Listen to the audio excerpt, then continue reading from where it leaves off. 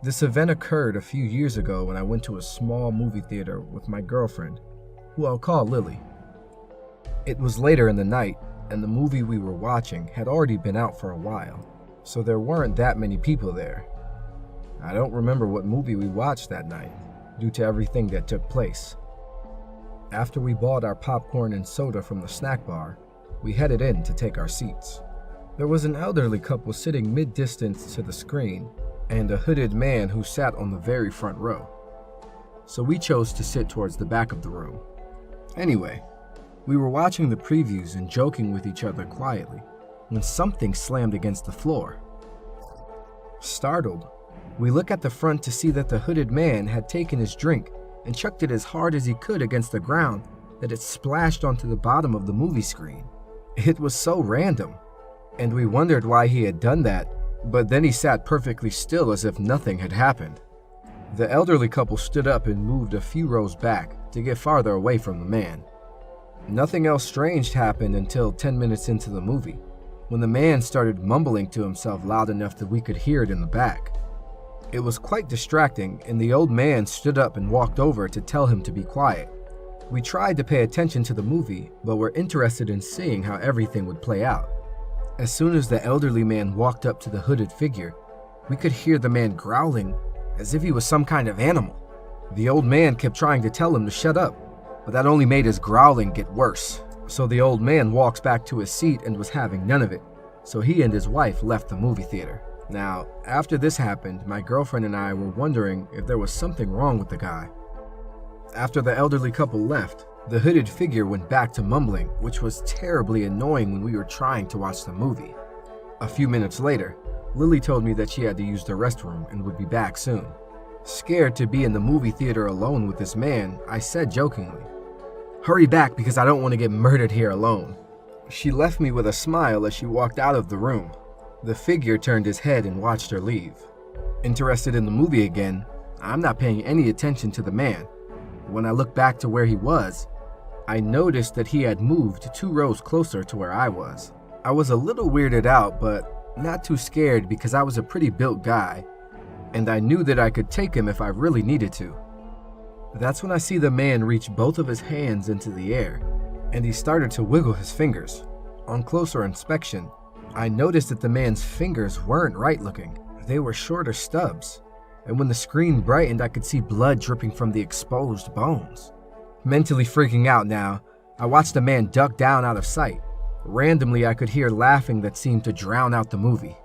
Not knowing what to do, I just sat there hoping that I wouldn't have to deal with that man trying to attack me. That's when I saw him, sitting in the same row as me at the very edge.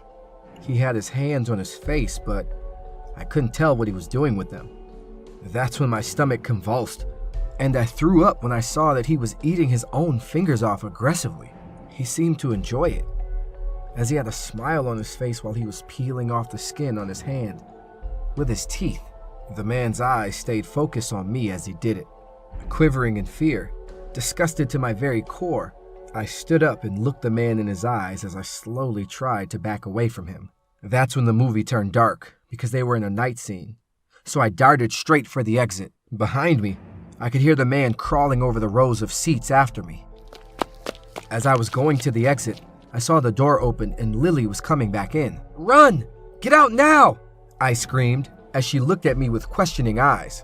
She tried to ask me what was wrong, and all I responded with was, "No time, just get out!" So she ran into the hall, and the worker who checked our tickets asked us to be quiet and wonder what was wrong. I told him everything that happened, and his eyes grew wide as he called his manager.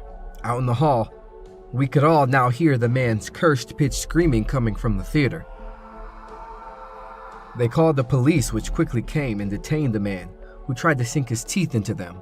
The manager of the movie theater offered to restart the movie, or if we just wanted a refund, they would be fine with that. Now, Lily wanted to stay and watch the movie, but I was so stunned by everything that had happened that all I wanted to do was go home. There was no way I was going back into that theater room. We took our refund and left as fast as we could. About 2 days later, we saw an article in the newspaper titled something like, "Intoxicated man cannibalizes homeless man, and then himself."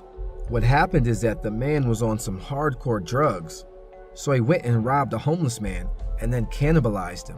Afterward, he took the homeless man's money and went to the movie theater. I was in complete shock after reading this, because if I hadn't had ran, that man would probably have tried to kill me. Those eyes I saw on him, as he looked at me while he was devouring his own flesh, still causes shivers of fear to run up and down my body. They weren't human, but beast-like, as if he was acting on a primal instinct. I'm still haunted by what went down that night, but I'm just glad I was able to escape as I did. For all I know, he could have killed me just as easily as he killed the homeless man.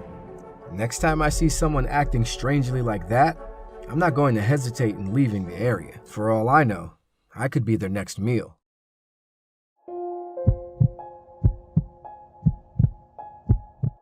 This happened to my roommate and I 2 years ago when we drove into the national forest just outside of the town we live in. We go to a small college in New England about 3 hours from any major city. For context, this forest has quite a few urban legends surrounding it, and the local community, although they do go there often, have a lot of superstitions about how to be safe while there. I had just broken up with my partner, and my roommate could sense I was feeling down. Finals were just around the corner, so she decided to help me get my mind off things, and suggested we go to a nice spot she had found last week, and just chill and de-stress. We took a couple of beers with us and drove to this secluded spot in the forest. From the moment we left the main asphalt road in the forest, I saw a couple of things that unsettled me. You could see the abandoned houses of a ghost town from the higher ground the road was on, and we saw this old doll hanging from a rope on a tree. Creepy, but we didn't really give it a second thought and kept driving. We got to a clearing and parked our car behind some trees, popped open the back of our SUV, and started just talking and playing music. About 10 minutes into this, 2 cars appeared from the road and parked in the clearing. My friend didn't pay them attention. Instead, she kept talking. But as I was facing them from where I sat, I couldn't stop seeing what they did. A guy popped out of each car, talked for a few minutes, and then I saw them take out a long object covered in a dark plastic bag from the back of one of the cars. This is when I noticed these guys had guns. And not like shotguns, which I see often in this town, but handguns. Then they started lighting the bag on fire. I told my friend to get down, and she turned around and saw them for the first time. Black smoke was rising from the bag, and between trying to keep my head down and steal glances at them, I saw them take out a second object and heard them shoot at it right before they set it on fire. I don't know how long my friend and I were lying there in silence, but it was definitely enough to let the terror sink in and whisper to each other how much we loved each other, in case this was what we thought it was. At some point I looked up and saw that they were pointing at our car and saw them walking into the woods, maybe trying to follow our tracks or trying to look for us. All I know is, right then I told my friend to jump into the driver's seat and make a run for it. I shut the back door, and between that and the car starting up, the guys heard it and started running towards us, then ran towards one of their cars and hopped in. We went over a hill and driving way above what was safe for dirt roads. On a hillside, we lost them. We drove to a neighboring town and roamed around for a while, just to make sure no one was following us, before we went back to our dorm. That day, we tried to make fun of the whole situation and got really drunk, before finally breaking down and crying from knowing we had seen something we were not supposed to. We were at first terrified of telling anyone, but eventually did tell officers on campus who contacted the police, but never found anything.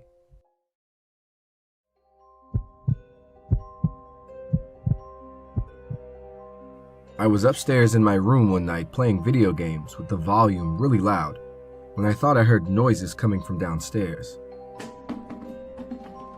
I muted the TV and listened closer. Nothing. I resumed playing the video game for another hour when I heard it again, only louder.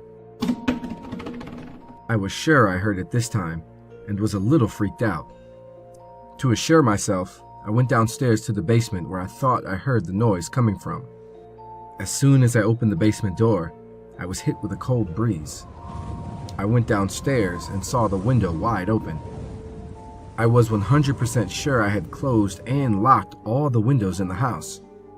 I was ready to make a run for it when something stopped me. I turned around and for the first time noticed the closet door was slightly cracked open. I stood for what seemed like 30 minutes in front of that door, debating whether I should open it. I moved closer and put my hand on the doorknob. All of a sudden, I heard a creepy crackle coming from inside the closet. I have never run faster up a flight of stairs before. I locked the door and called the cops, who had an unusually fast response time. They came in and searched the house, and not even 5 minutes into their search, I heard a gunshot from downstairs. A few minutes later, they came out with a deranged-looking man, probably homeless. They put him in the back of the car and told me they had opened the door, and the man was holding a gun, shot at them, and missed. He luckily missed, and the cops disarmed him and arrested him. The scariest part was how close I was to opening that door and likely being murdered.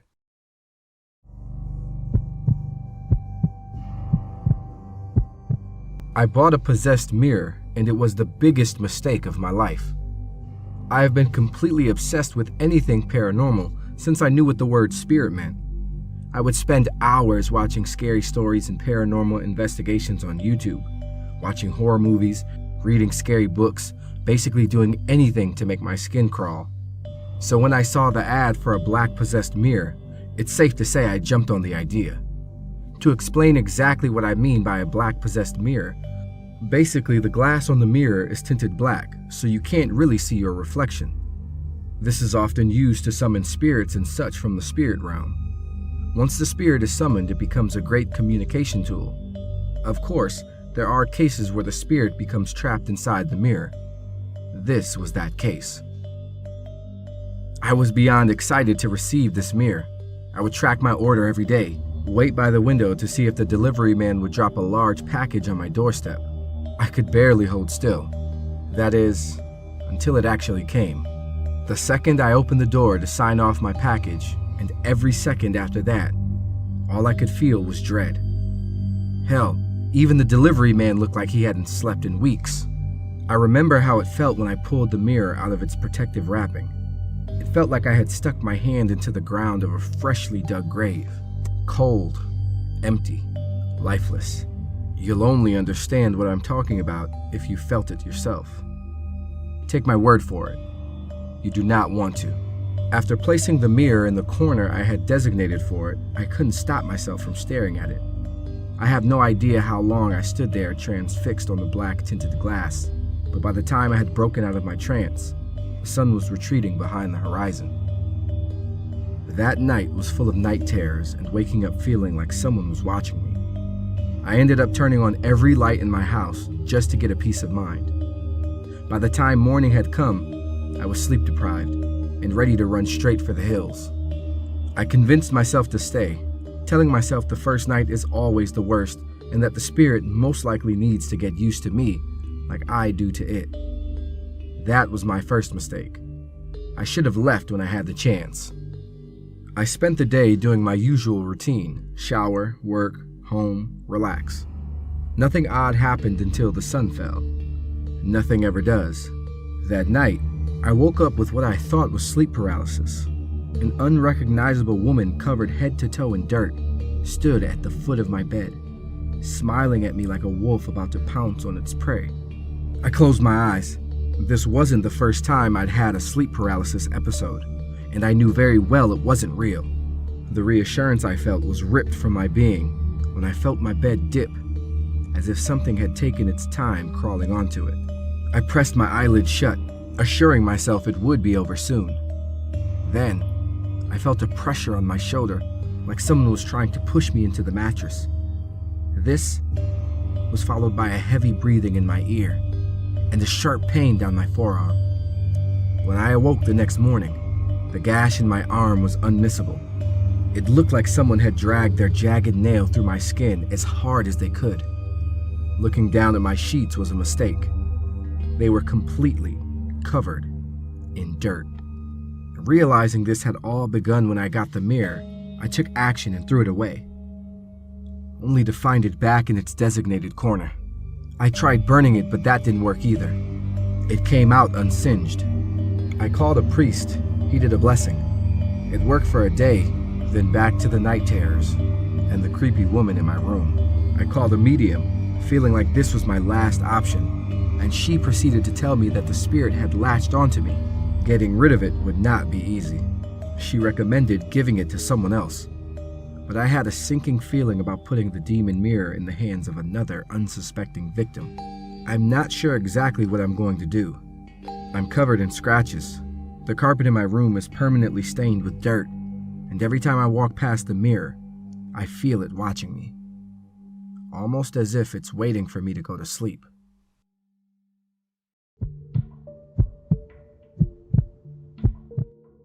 I thought it would be funny to scare myself in the mirror. There was a power outage. As far as I could see out the window, only the dark outline of the city was an indication of where I was. The only plus side to it was that the stars were conspicuous. I had a lot of fun trying to identify the constellation. There was a time when I could have named more than half the stars in the sky, but now I seem to only remember some of them. Soon, I retreated back into my room. Now, I am normally very strict about these things, but there were no candles in the house. Ironic. My roommate had always said that the candles would never come in handy, and now when they were needed, they had disappeared from the face of the earth. She was not in the apartment this night, so I was alone. Well, all alone except for my cat Pixel. She, however, was nowhere to be found, enjoying the darkness that finally allowed her to be free from the clutches of my endlessly cuddly hands. I mostly spent the entire evening wandering about my room, trying to think of something to do. Darkness had never scared me. I actually reveled in it, earning the completely original sobriquet, Vampire. Lights out meant the Wi-Fi was out too. I wonder when I became so dependent upon the internet for entertainment, because right now, I could not think of a thing to do. Finally, I opened up my phone and opened some game that I hadn't touched in ages. Sometime later, I grew bored again. There was a noise outside of the room, right in our living room. I got up, exasperated that Pixel had decided she wanted attention after all. Her way of gathering attention was pushing things off the shelves, the only reason we had nothing breakable just lying about. Pixel! Pixel! Where are you? I called out, searching for the glowing eyes that would indicate her position. Navigating past the dark room full of random chairs and shelves was not my idea of entertainment. But oh God, was I in need of some entertainment. Even if it meant chasing my idiot cat around the dimly lit apartment. Some beautiful bruises on my shins were definitely going to form by tomorrow. Pixel, I called out again. There was the faintest mew that came from below what I guessed to be the table. I kneeled down till I was on eye level with the cat. Neon eyes stared right at me. She scrambled up into my arms, each of her hairs on end. Hey, what spooked you out? I asked half-heartedly, not caring anyway. She was a house cat, not used to anything that was even slightly strange to her. Probably an insect she hadn't seen before. She mewed even louder in response, burying herself even deeper into my arms. Her claws dug into my arms. Ah, you're stupid! I whispered as I let her go into my room, going myself into the dark bathroom to clean the wounds she had just marked upon me. Some more scars to add to the arsenal. When I had finally washed them clean with soap and water, I decided that I might as well wash my face. So on went the face wash. I looked up into the mirror and saw my completely white face from whatever little light was seeping in from the window. That amused me, so I leaned closer and smiled evilly at myself. The dark circles around my eyes made me look even more demonic, helped by the white stark face, courtesy of the face wash. It actually creeped me out. Finally, I washed away the gunk on my face and leaned closer to the mirror once more. The same face smiled evilly back at me. I stumbled back into the wall, my eyes not straying from the face. It was definitely the light playing tricks on me. The mirror was kind of dirty too. It was nothing more at all. A little unnerved, I walked back into my bedroom, dabbing my face with a towel. Right now, I needed to not be alone. All the horror movies that I had seen and made fun of now seemed 10 times more frightening. "Pixel," I called out, suddenly craving the company of my cat. She was nowhere to be found. "Pixel," I called out once more, walking around the room almost shrouded completely in darkness. I had closed the door to the living room, so she still had to be somewhere around here. I stubbed my little toe right into something. "What the actual—" I started to swear, but then I saw what it was that I walked into. It was the dresser mirror, and in it was a stark white face, lips pulled back into a sneering smile. Now I know that I am not alone.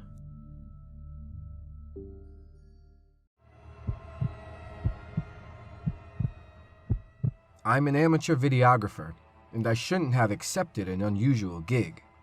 The ad nailed to the utility pole promised $60 for one afternoon of filming. I left a voicemail at the listed number. A text arrived the next day. Received message, East River Park entrance, Sunday 4:30 p.m. Will pay cash. It was a public enough area that I felt I wasn't setting myself up to be abducted. To my surprise, I arrived to find a blonde-haired boy of 13 or 14 wearing a blue hat and holding a shovel. "Your parents around?" I asked. "I live nearby," he replied. "They don't mind as long as I'm home for supper." I asked him what he wanted me to film. "Just keep the camera running on me," he said. He didn't respond to my other questions.